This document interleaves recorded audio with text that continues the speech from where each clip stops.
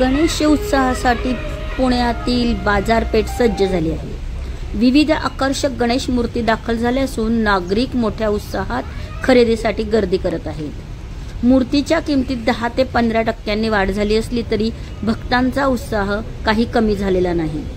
गणेश उत्सवाच्या स्वागतासाठी नागरिकांची तयारी आणि बाजारपेठेतील उत्साह बघता खूपच आनंद होत आहे।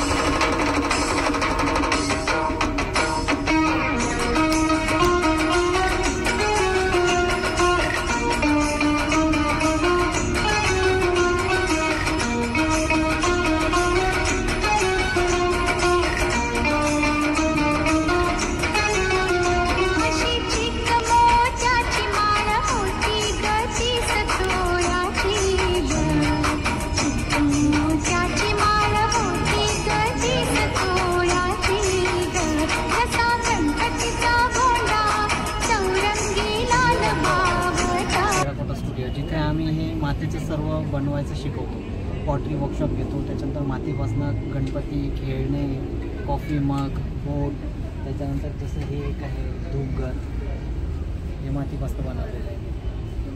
हे उचलायचं, याच्यात धूप ठेवायचं आणि वरून